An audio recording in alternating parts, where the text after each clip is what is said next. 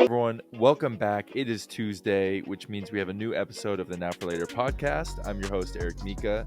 Today we are joined by Myriam Glez. Myriam is a synchronized swimmer, I should say retired synchronized swimmer, who I met through her nonprofit called Athlete Soul.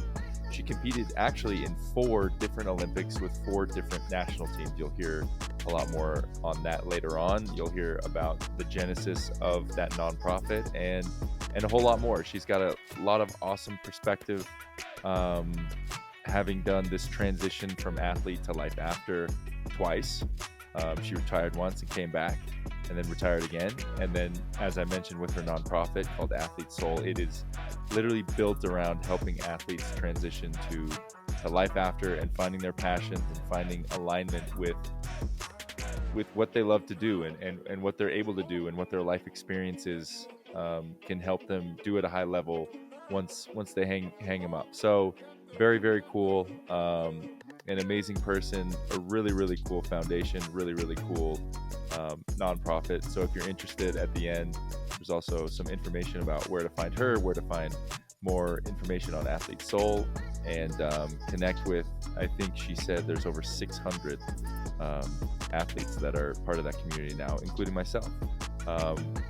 Pretty cool side note, actually, we did this last year, so at the end of 2023, and then after we did this episode, I did a 12-week course with one of her coaches, and it was awesome. I think I mentioned it or talked about it once or twice on this podcast before, but very, very, very cool stuff, very helpful, and the fact that they're doing it for free and giving scholarships essentially to athletes that need this help, that need a little bit of support.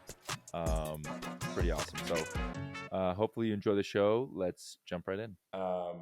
I'd love to hear more about you. If you don't mind introducing yourself, just talk about where you're from. I know you're from Lyon originally, but you've lived all over the world. So I'd love to hear about that and about yourself growing up as a kid and your family. I know your family was big into skiing.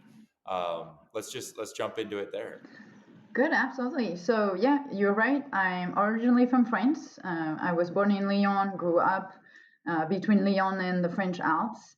I was a synchronized swimmer growing up, competed for a small club, and then eventually made the national team and sort of followed my career. I joined the National Training Center in Paris when I was 14 years old. At the time, it's sort of like a training academy, if you wish, for the juniors, and then eventually you join the senior team, competed for the French national team in all big competition, European competition, European Championship, European Cup, World Championship, World Cup, and then eventually in the Olympics in Sydney. I continued after the Olympics for about 2 years. And at the same time, I was pursuing my studies. I was preparing to get to business school. I got accepted to a business school in 2003, right before the Olympics in Athens. And actually, at the beginning of the season before the Olympics, my coaches asked me to choose between attending business school and preparing for the Olympics. So, coming from a small sport that has no real professional outlook, I decided to bet on my future and left the sport and went to business school.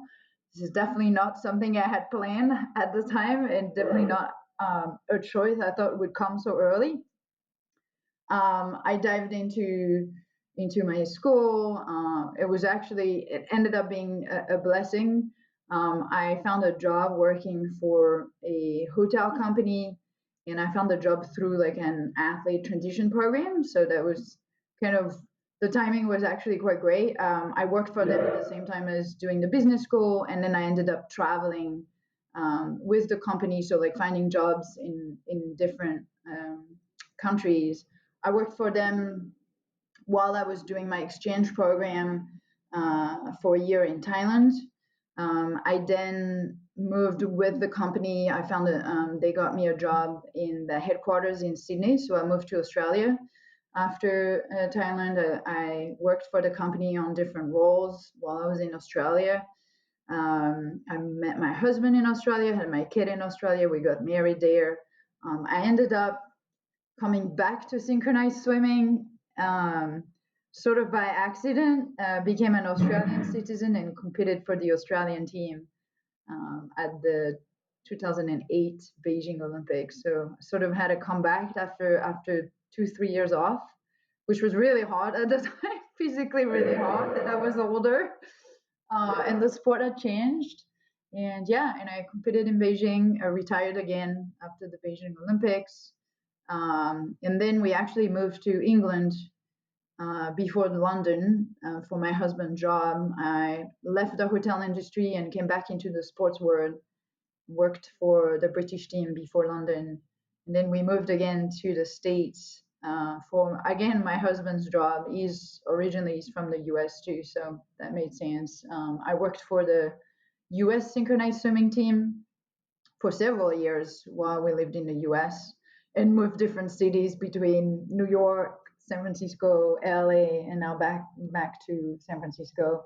And then about uh, 5 years ago, I started Athlete Soul with a group of other former athletes to do something more to help athletes specifically with their transition away from sports. So kind of a full circle based on like how my transition from sport was and the interest that I have, sort of at the crossroads between wellness and performance and in athletes' well-being. No, that's awesome. That is, yeah, it's quite a story. It's taken you all over the world It's too. I definitely mean, taken me I all ha over the world. I I have to ask before because I'm gonna kind of back up and ask you a couple specific questions about obviously the big overall picture that you just painted for us. The first one is, it just kind of came to mind as you were talking. You competed in the Olympics for France. You competed in the Olympics for Australia. You've helped coach for London or for England. You've helped coach for the Yep. US. So, say those are the four finalists in synchronized swimming. Who are you voting for? Yeah, this is a hard Like who? one now, right? I vote for the best performer, whoever that Okay, might be.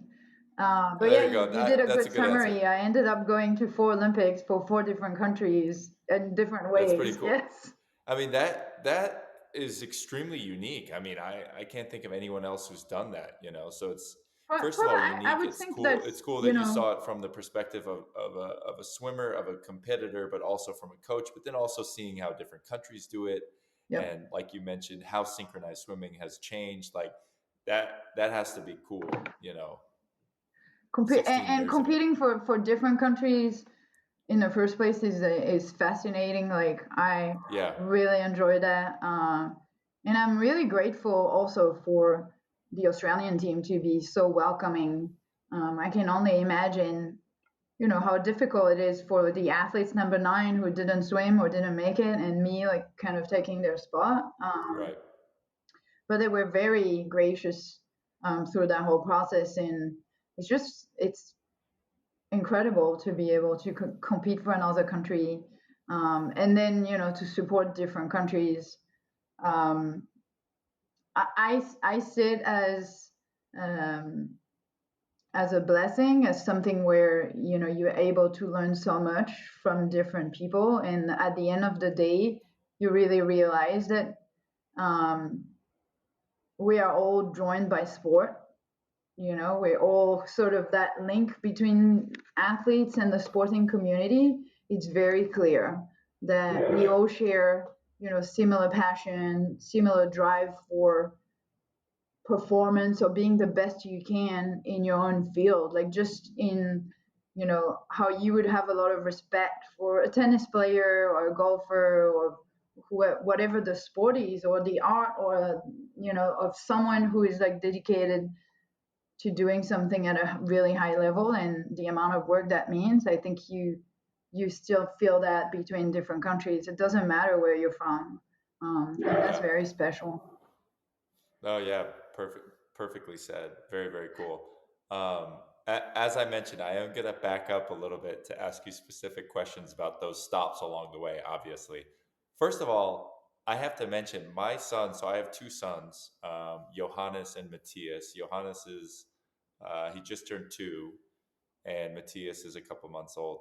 Johannes was actually born in France, close to Lyon, in Bourg-en-Bresse, Yep. where I was playing basketball. What's the city you were in, and how close is that? I mean, that when I read that you were from Lyon, I was like, oh, that's pretty cool. Like that's where my it holds a special place in my wife and my heart. That's for sure. Just I because have the same that's where feeling. JoJo was born. That's where, yeah, Yeah, I have the same feeling. My daughter was born in Australia, and that definitely is a special place for us and for her as well. yeah, So I am born and raised in Lyon, and my family is spread between Lyon, Montélimar, Ardèche, and the French Alps. So lots of people in the mountains still.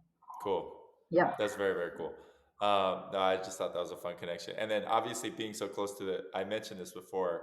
I know I read that your family was big into skiing, Hmm. but that you had, so you have to tell me, I'd love to hear this because you had a hero or a heroine who was in synchronized swimming, and that's why you joined, right? Because it's not, I mean, it's not a extremely popular sport. You don't meet. You're the first synchronized swimmer I've ever met. I don't know if I have any friends or family that know synchronized swimming, but you had a hero, and that's what finally got your mom to say, "Okay, you can do this," even though your family had no experience with it before. Yeah. So I think the fact that synchronized swimming is not very popular, I think it holds true for the US and maybe Australia. I think it's way more popular in France than it Oh, is okay, here, yeah, and a much more common choice of sport for young girls. Um, mm, so I actually saw synchronized swimming on TV, on like the public TV main hour, when I think I was like 6 years old. And yeah, so Myriam, who was one of the best synchronized swimmer at the time for France, um, she was competing at the European champion at the Olympics, or the European Championship. I can't remember which competition, but I remember watching her and telling my mom, "This is what I want to do." yeah, And then I ended up bugging her, I think, for like a year. We didn't live very close to the swimming pool, and so it was a bit of a trek driving and getting there. right, And so for about a year, I bugged her until she said, "Okay, we need to go." yeah. That's awesome. That's Yeah, it rings true. I mean, again, now that I have kids, I understand that eventually when they ask and ask and ask, eventually you give in. And I mean, but it's, it's cool when it is something like I said, my sons aren't very old, but I have to think if they're excited about something like that, and it's a sport, just because of how involved I've been with sports, I'll be excited. But I don't know, an hour to the swimming pool, I don't think I could do that as a parent, but you never know. Well, don't speak too fast. You'll figure out that Yeah, I think, right, we right. all do whatever we can. True. Once you started doing it, I mean, what was there a point that you were like, "Oh, I'm actually pretty good"? Like, how old were you when it kind of clicked and you're like, "Oh, I'm really good at this. I'm gonna potentially be on the national team one day, or like I could compete. I could make this, into a lifelong thing." I don't know that I thought about it in those terms of I think I'm pretty good. Yeah, Um, but I thought about it in terms of how far I wanted to go and what challenge I wanted. So I don't know that I was comparing myself to others, but rather more saying, yeah, I love this. I'm really enjoying it, and I want to go as far as I can. And this is an Olympic sport, so the furthest I can go is the Olympics. And I yeah, think I voiced that really, really early on. Like before I was 10 years old, I was telling people I will go to the Olympics. yeah. Uh, and pretty much like telling my coaches I will be the first person from this club to go to the national team, That's cool. which was kind of interesting, like saying it so early. I think people look at you and think, this is completely unrealistic and not achievable. Yeah, Um, but yeah, I stuck with it and it worked out. But I don't know that I compared myself to the others. I wasn't really training at the time. The club I was training with wasn't of such a high level. So I think I was looking further past the club rather than just with the people that were around me. Right. How much of you're gonna have to forgive my ignorance, obviously, of synchronized swimming. From what I've read, I understand that there is a team. It's like you can do the team, but there's also individual. There's duet. Um, what was your best and what was your favorite competition? Like, was it being with a team or was it doing it yourself? Was it doing it with one other person? Like, where did you compete the best? Yeah, so I competed in all the events, in solo, duet, and team. What I was in the youth categories, and then when I competed for the national team, I first competed in the team event, and then eventually competed in the duet and the team. Um, those are completely different to Yeah, participate in, and I think they're enjoyable things for both. They're just different. In the team, I was lucky that I was one of the what we call the flyers, so the person who is thrown up in the air and doing yeah, the right, acrobatics. That was a good spot for me because I really enjoyed the gymnastic training, the sort of restacking, the thrill of being on the left. So I enjoyed that in the team. Uh, but the duet part, I think the interesting portion is that you really have to like develop that sync with the other person that you're swimming with. Um, in a sense, you don't have to sync with like you don't have to synchronize with like 8 people. It's a ballet that right. it's a dance that you do just with one person, so it's a little bit more um, confined and more intimate with that person. But at the same time, it's more technical in a way. And so it's funny. A lot of people that would look at our sport think like maybe the attraction for a young girl would be, uh, the swimsuit, the sparkle, the makeup, the dance. And for me, it Right. was like I was attracted by water, and I liked being in water, and I liked the physical, technical, and acrobatic side of the sport, which was not necessarily like what everybody else liked. So I was always Yeah. attracted by those elements. So anything that could involve that would have made me happy. Yeah. And it's kind of interesting. Your favorite part was getting out of the water. It was getting thrown out of the I water. never thought So about it in this, but you know what? I actually, you made a really really good point, um, because I really enjoyed the all of the training part that was not in the pool. The yeah, right. gymnastic, the dance, the weightlifting, the running, like everything that we did outside of the pool, I really enjoyed. Uh, Yeah.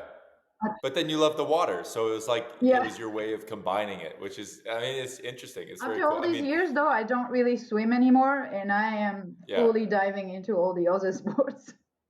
Yeah, I noticed that looking at your profile. I mean, you're like you're a superwoman. You're climbing, skiing. I'm trying to think. I wrote it all down. Like yoga, Pilates, like, and you're getting all your daughter. It looks like to do the same thing. So you're staying active, which is the important thing.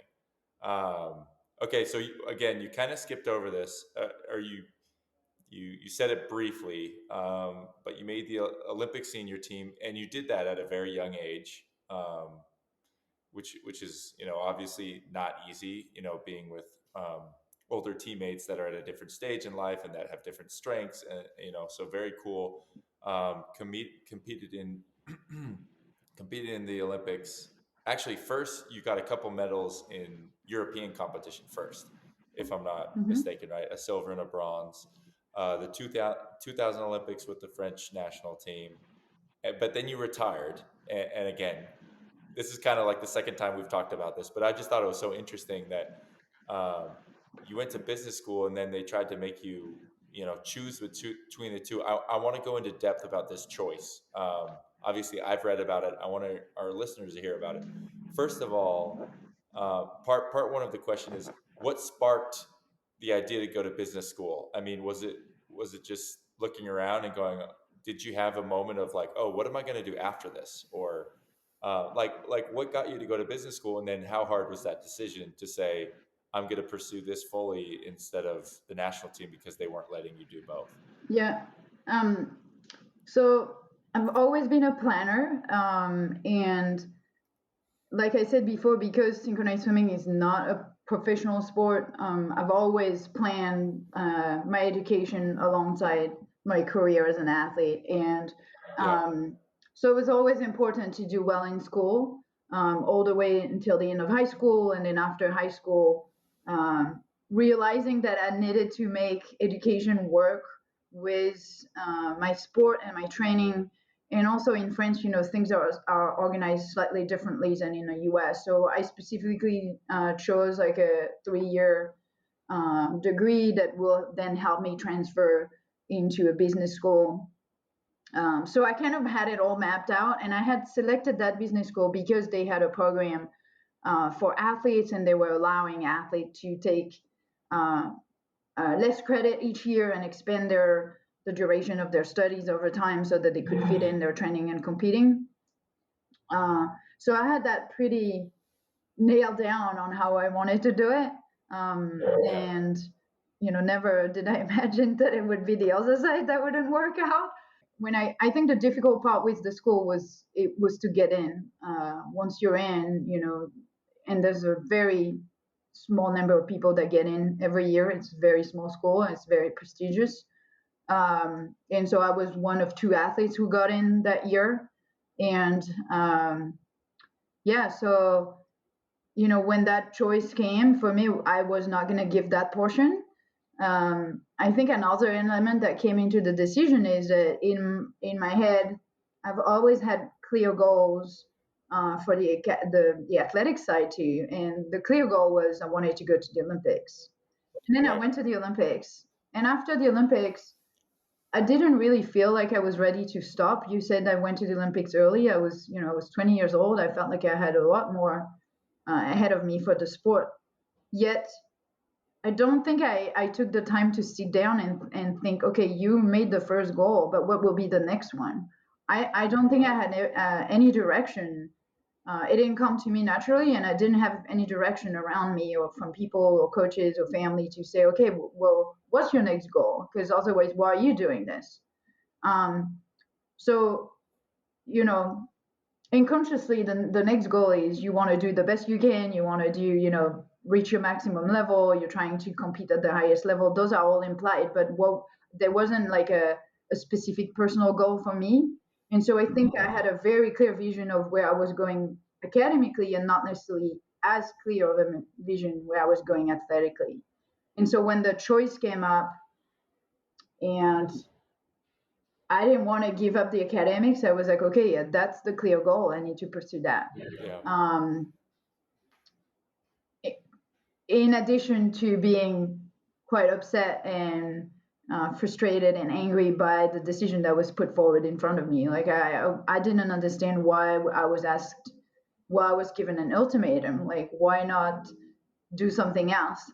But also being so young, I don't think I had the knowledge and the vision of thinking, oh, I'm a I'm at the table, I can negotiate.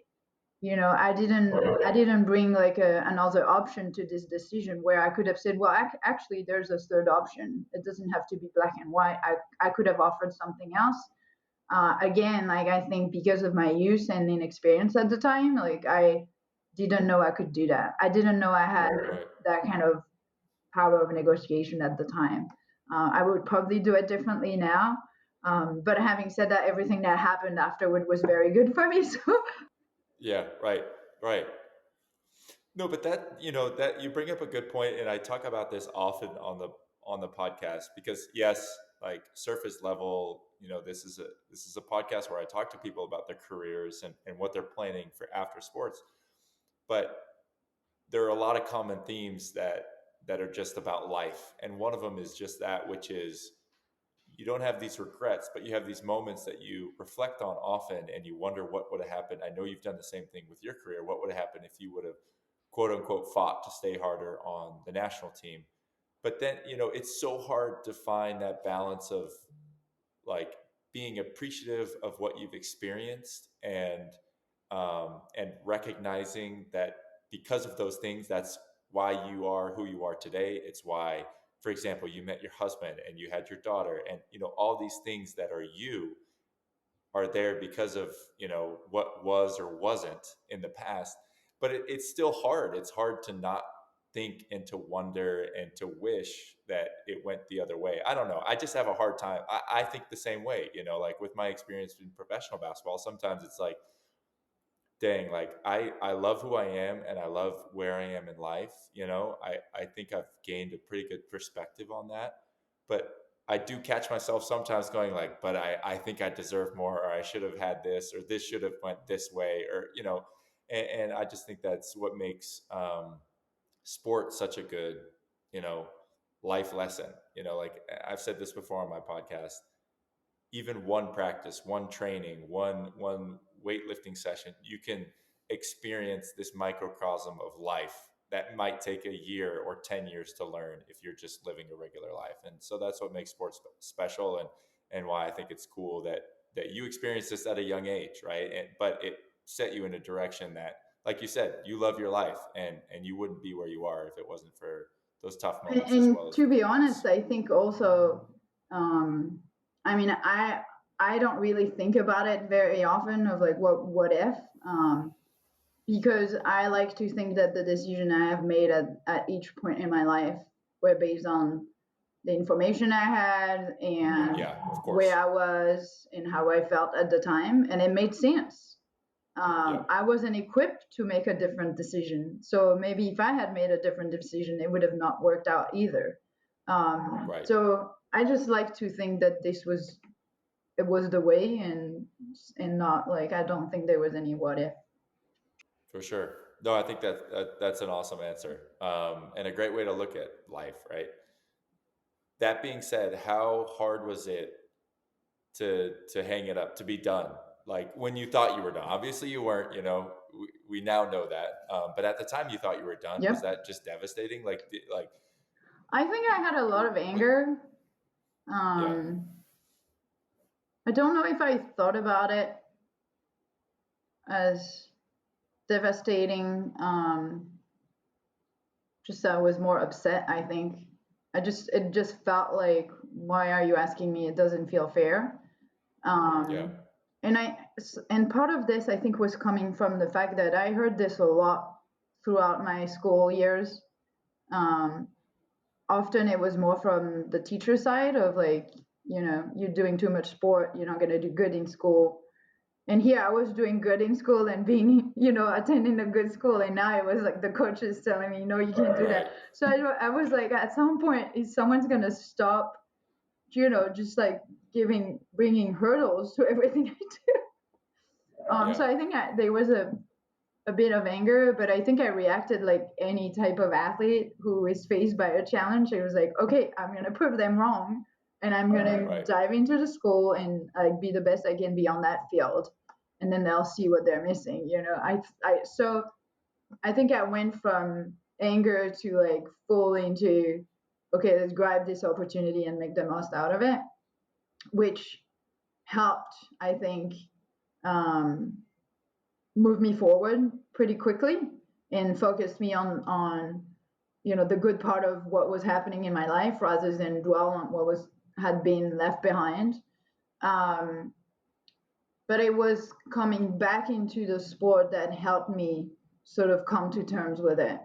I think like the ability to come back, um, as hard as it was to come back after several years off, but be able to swim again and compete at the highest level, um, and being able to end on my own terms.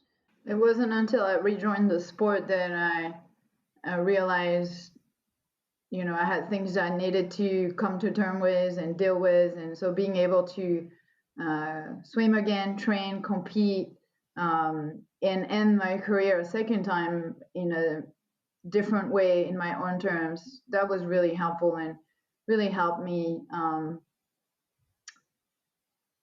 kind of feel at ease again with the sport and in my journey in it, and realize that um, everything that happened in it was really positive, and that it didn't matter that I had to make that choice early on. So I just Yeah. eventually was really comfortable with all of it, and um, had the chance to go again.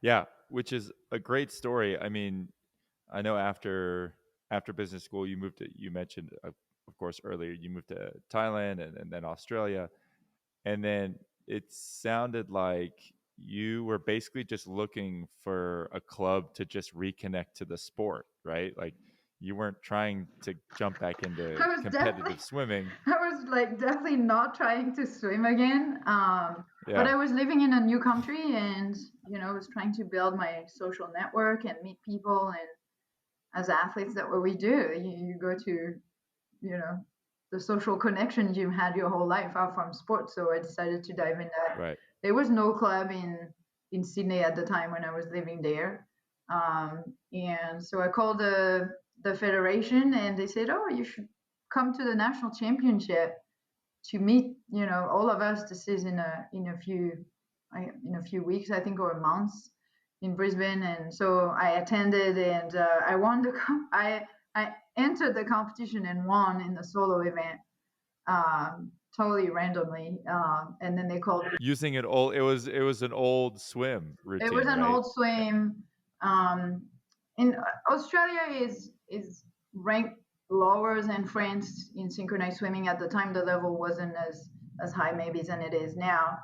Um, so I was able to do well, and they called me back a few days later and It's awesome, and asked me to join the team, and I said no. What are you talking about? I'm working. right? Yeah, And then it's my colleagues at work who convinced me to join the team, right. and my company supported me too. That's awesome. And this time, your team also supported you, so you're able to do both, which is very, very cool. Obviously, we touched on this. You went back to the Olympics. Um, After that, you retired in your way, right? So now it's kind of more on your terms. You also had lot more things set in stone, like Yep. you were already integrated into a job. You had finished with your degree. Um, your family was getting started.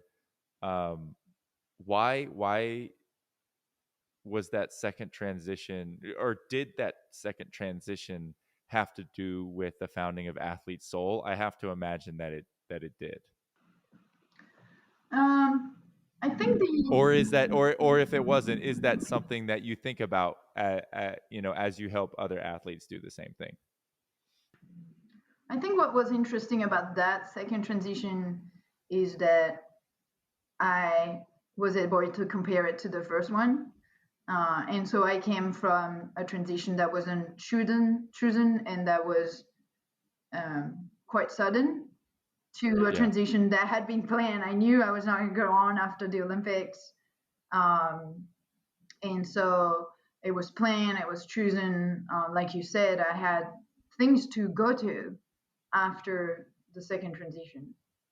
So I think the comparison was quite stark and direct, and definitely part of that is the influence about athletes. So I think my first retirement is um, more of the inspiration, and then some of my experiences also working with athletes after my own career, and seeing athletes face the same challenges in different ways, but face these challenges, and thinking there's got to be a better way to do this. There's got to be um, a way to support athletes better, and help them through that process, and so that they don't have to do it alone.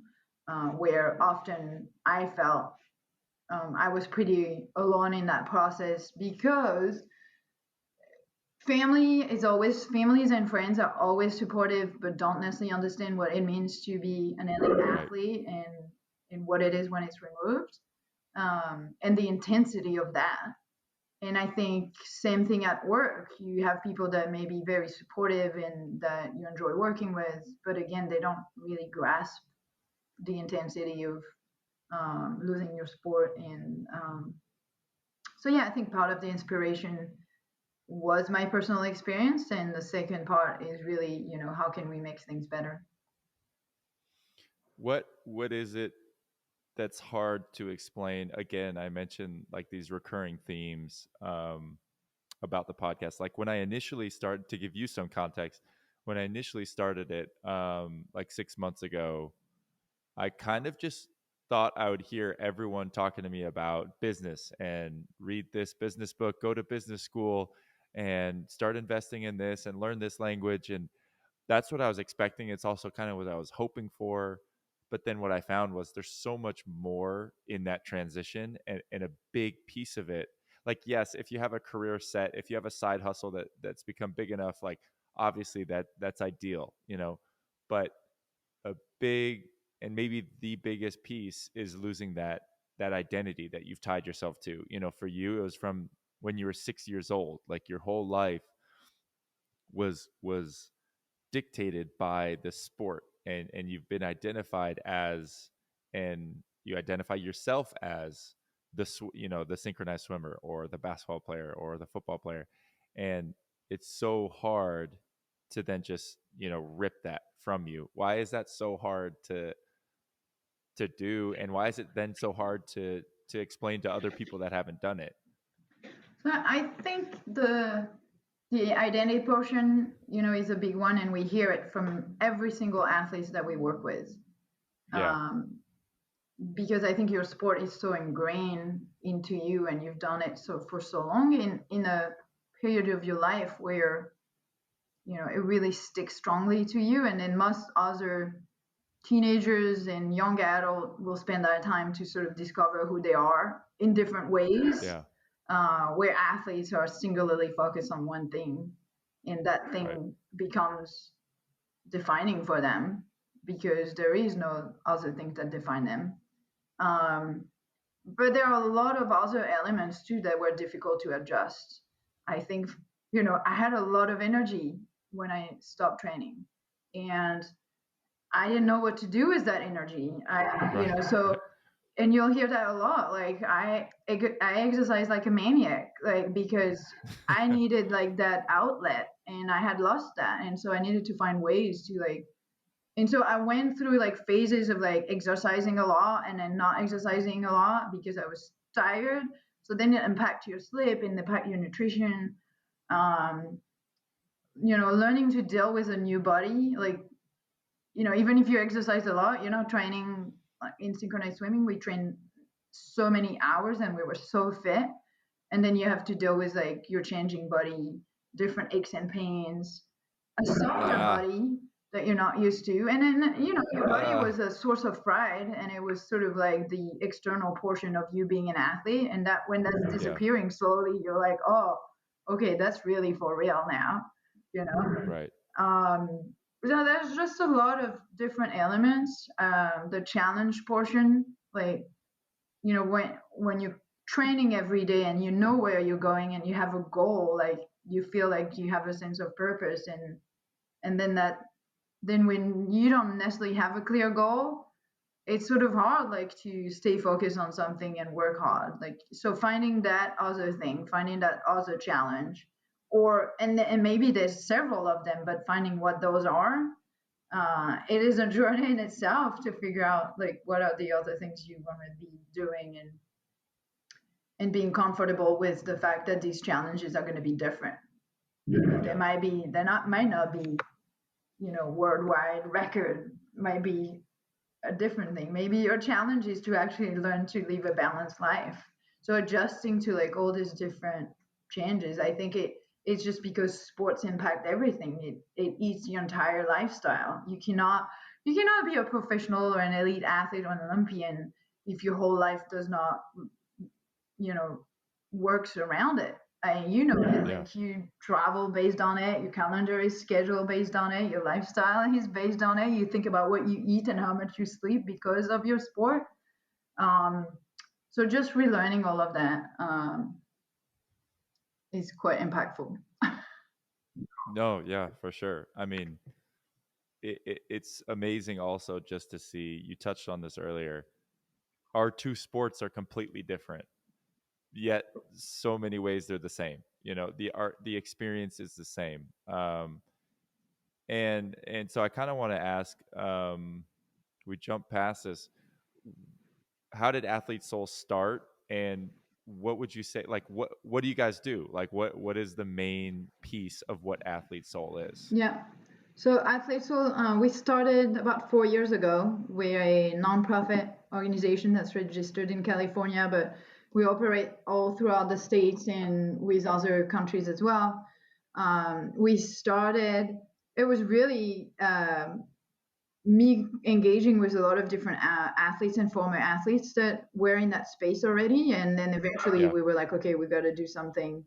At the time, it wasn't necessarily a topic that was really talked about, and it was certainly not approached from a holistic perspective. So there were programs in place mostly focused on career change and career transition.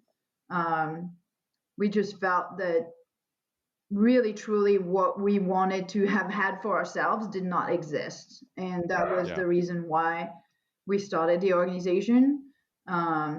There was two sides. One, we wanted to have something that was holistic, so really addressing all areas of the transition and not just thinking this is a career transition.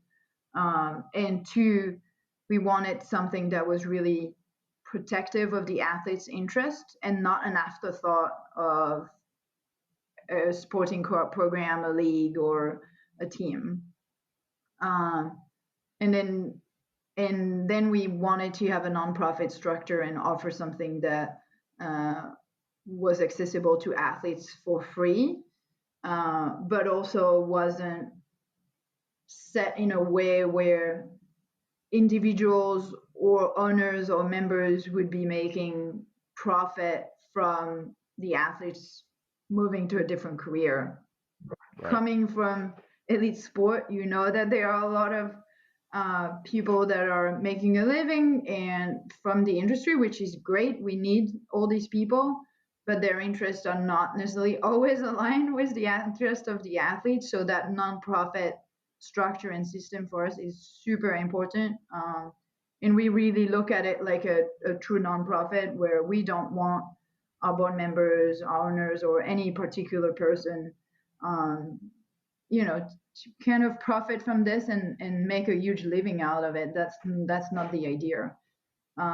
So these were like some of the important points. So to answer your question about what we do, we basically work with currently competing athletes, retiring athletes, retired athlete, and we help them. We have different programs in place and resources to help athletes learn who they are outside of sport, take some steps to prepare and kind of think about what's next or what's beyond sport when they're competing. And then we sort of do a little bit of hand holding through that transition process. And then we keep them involved afterwards so that they can give back as well. But they can enjoy also that community of athletes and former athletes and use it for social and professional networking um, opportunities as well. No, I mean, that's really cool. I mean, that's like exactly what, I'm trying to discover here, which is why, it's cool. It's cool that you guys have actually built this big entity to help athletes do that. What level are they? Mostly professionals? When you say currently competing, I would imagine they're mostly professional athletes, or are there or maybe some college ones as well? So we Or are there actually, even high school as well? yeah, so we work with collegiate, professional, and Olympic athlete um, from all sports and really all backgrounds and countries. I mean, I think the common ground, if they speak English, they can go through our Yeah. programs. I think eventually we're going to have programs in different languages. We are starting athletes only in France next year, and Oh, hopefully very in cool. other countries as well after that. But yeah, the idea is that we're accessible to elite athletes and people that have done their sport for 15 plus years and really dedicated themselves to their sport. We also try to focus on those who don't necessarily have access to existing resources. So we see ourselves not necessarily as a competitor with any of the existing program from some of the organizations and leagues, but more as a complement. Because the reality is, those programs are great, and I mean, I would encourage every athlete to use all of the program and resources that are available, and not just one. You don't have to choose; you can do everything, and be part of different programs. But hopefully, we are here to support those who have access to less resources. Mm-hmm. um, Maybe they didn't quite make the cut, maybe they didn't make the NBA, or they didn't make the NFL. We actually work with quite a lot of basketball players from Europe, because they don't have access to those resources from the NBA. Right. Right. Yet, their needs are the same. The And same. similarly with people that play in lower leagues or at a lower level, or for a very niche sport where you have little money and little resources. So those are kind of like in the professional and Olympic sport sphere. Those are the athletes that we focus on.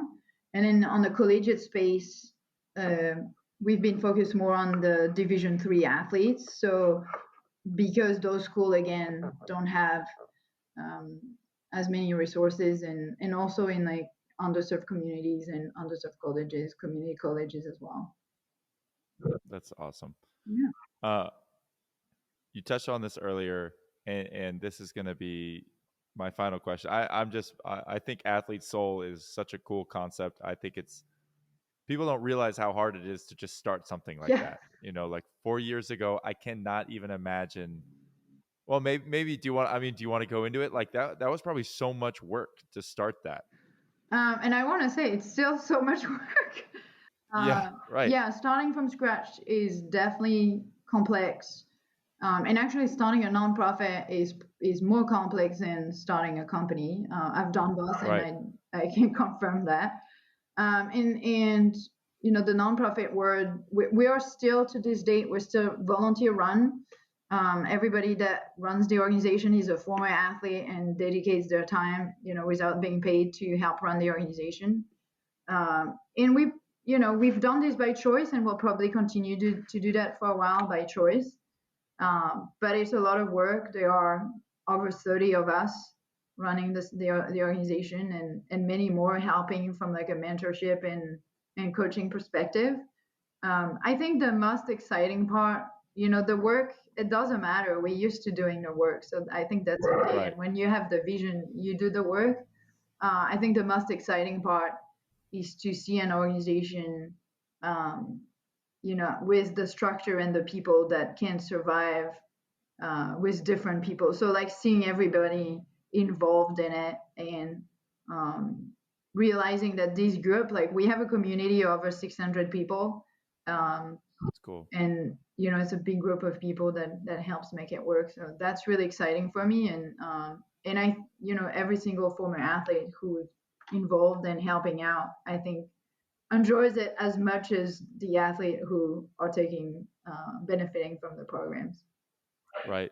Right. No, I don't. I don't doubt it. Just because being involved in something, giving back, again, something I hear so often as I interview athletes is a lot of them are involved in charities Mhm. and finding or coaching, not like necessarily high school or college or professional, but their local team because maybe their kid is on the team or they have a neighbor on the team, like because they have something and they want to give back, and so it sounds like Athlete Soul is another avenue for them to do that. Yep. um, Okay, I'm going to ask you one final question, and then we're going to go into rapid fire. I'm just going to ask you a couple quick, easy ones, quick hitters, and that should be it. That one question is you talked about maybe your challenge as you move out of sports, and this applies for any level, whether you're a high schooler that isn't good enough to go play in college or a college player is not good enough to go play in pro, whatever it is. Maybe your next challenge is finding balance in life. It's not winning a world record. It's not getting a scholarship. It's not, you know, making all this money playing your sport or whatever, or getting a sponsorship or going to the Olympics, whatever. It changes. And it's now, how do you balance your life? How do you balance your life? If you can just give, if you could say one sentence about how to balance your life, what is the answer? Um, the answer comes from a personal burnout experience before. for doing too much, Yeah. you know. And so Well, that's why we're asking you. correct, yeah, the balance, um, for me is reminding myself every day of what is the most important to me, and that health and family come first.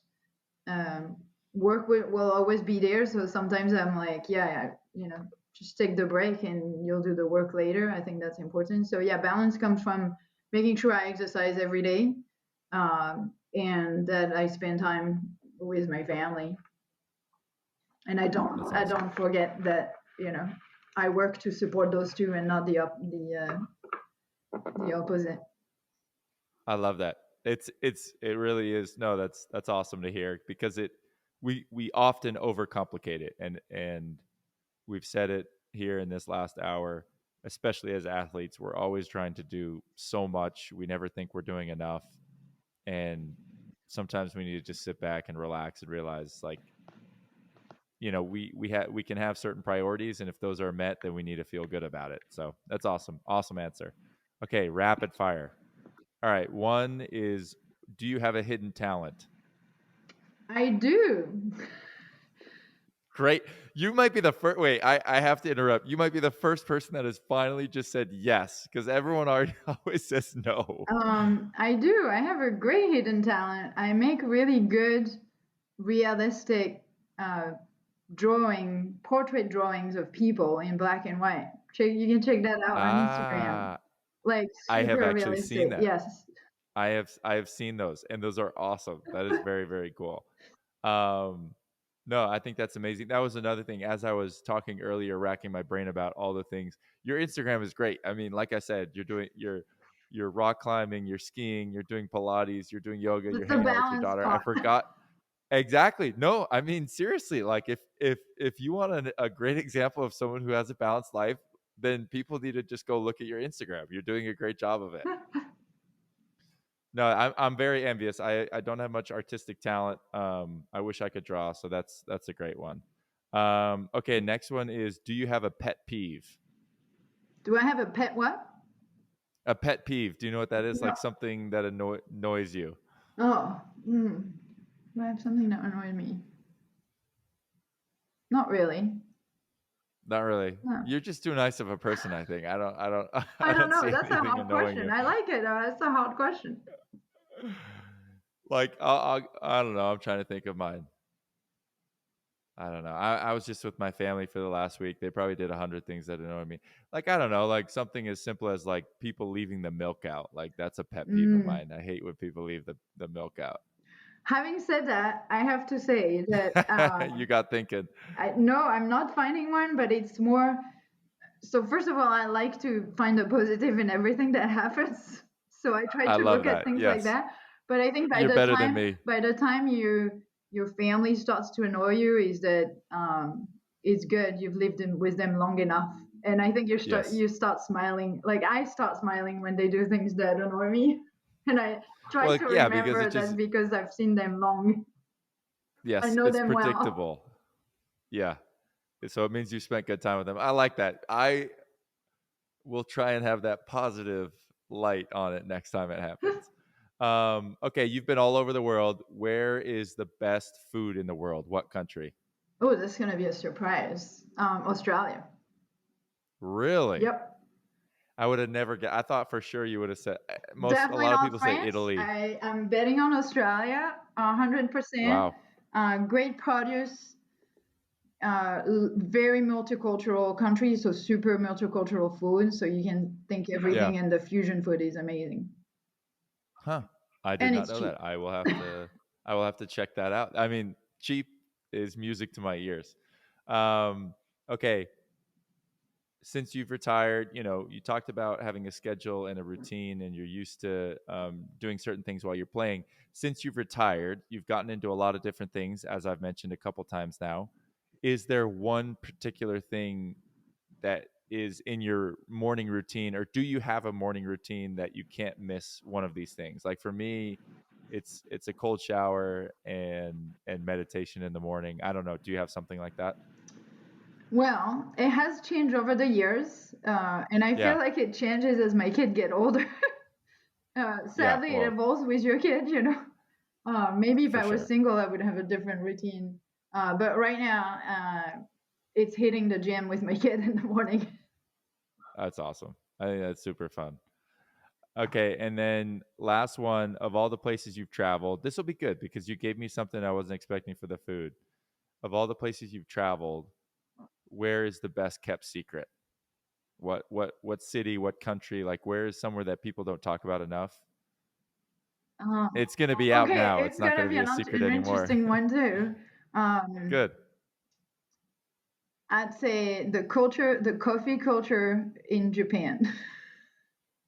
Really? Yeah, Okay. very good I coffee. like that. My wife is a coffee. I call her a coffee addict, and she's like, "No, I'm not an addict." I say, "Well, if you can't go a day without it, I call you an addict." She loves it. I'm not really a coffee drinker, but I'll have to let her know. Japan is on the list for us, so we'll Yep, go check it out. yep.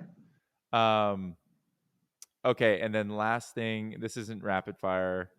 This is more for just whoever's listening. Where where can athletes, if they're listening, find you, find Athlete Soul, and get involved? Like website, Instagram, whatever there is to promote, we'd love to promote it here on the show. Absolutely, thank you. So, best place is our website, athletesall.org.